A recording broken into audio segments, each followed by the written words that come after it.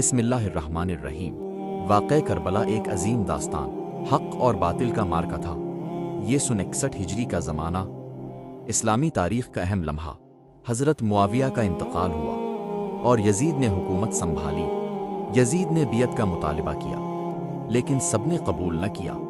امام حسین نے انکار کیا اور حق کا راستہ اپنایا۔ مدینہ میں حالات کشیدہ ہوئے تو مکہ کی طرف روانہ ہوئے۔ مکہ میں کچھ عرصہ قیام کیا، لوگوں سے حالات بیان کیے۔ کوفہ والوں نے خطوط لکھے اور مدد کی یقین دہانی کرائی۔ خطوط کی تعداد بہت زیادہ تھی۔ لوگوں نے حمایت کا وعدہ کیا۔ امام حسین نے فیصلہ کیا حالات کا جائزہ لیا جائے۔ مسلم بن عقیل کو بھیجا کوفہ کے حالات دیکھنے کے لیے۔ ابتدا میں لوگوں نے ساتھ دیا اور بیعت بھی کی امام سے، لیکن حالات اچانک بدل گئے۔ یزیدی گورنر نے سختی کی، لوگ خوف زدہ ہو کر پیچھے ہٹے اور مسلم بن عقیل تنہا رہ گئے۔ آخرکار وہ گرفتار کر لیے گئے اور شہید کر دیے گئے۔ یہ خبر بعد میں پہنچی امام کو، لیکن سفر جاری رکھا گیا۔ امام حسین مکہ سے روانہ ہوئے اپنے اہل خانہ کے ساتھ۔ راستے میں کئی لوگ ملے اور حالات سے آگاہ کیا۔ کچھ نے واپس جانے کا کہا، لیکن امام آگے بڑھتے رہے۔ آخرکار کربلا کے مقام پر پہنچے۔ 2 محرم کو قیام کیا۔ وہاں یزیدی لشکر نے راستہ روکا اور قافلے کو گھیر لیا۔ کوفہ کے گورنر کا حکم تھا کہ انہیں روک کر رکھا جائے۔ پانی کا راستہ بھی بند کیا۔ دریائے فرات تک رسائی روکی۔ گرمی اور پیاس میں اضافہ ہوا، لیکن صبر قائم رکھا گیا۔ بچے اور خواتین بھی ساتھ تھیں جنہیں شدید پیاس لگ رہی تھی۔ امام حسین نے بات کی کہ امن سے مسئلہ حل ہو۔ انہوں نے 3 تجاویز پیش کی، لیکن کسی کو قبول نہ کیا۔ 9 محرم کی رات آئی، جو شب عاشور کہلاتی ہے۔ امام نے ساتھیوں کو جمع کیا اور اہم بات ارشاد فرمائی۔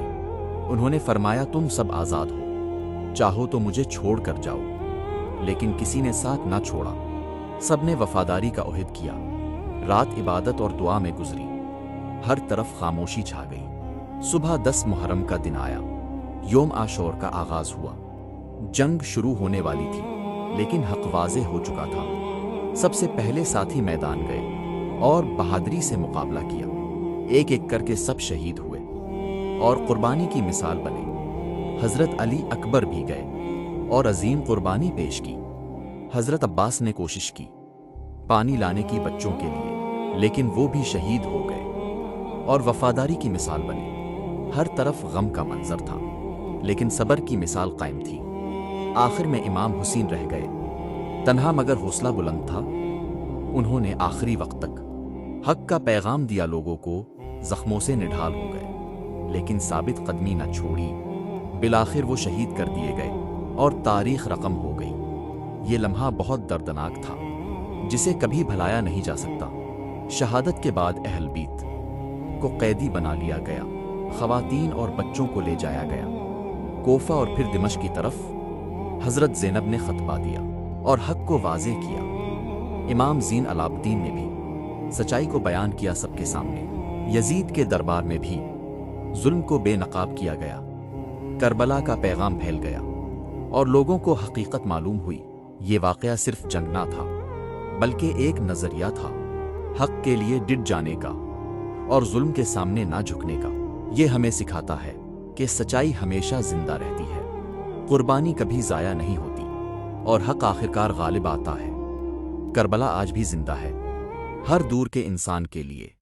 یہ ہمیں حوصلہ دیتی ہے کہ ہم سچ کا ساتھ دیں، چاہے حالات کتنے بھی مشکل ہوں۔ حق کا راستہ نہ چھوڑیں،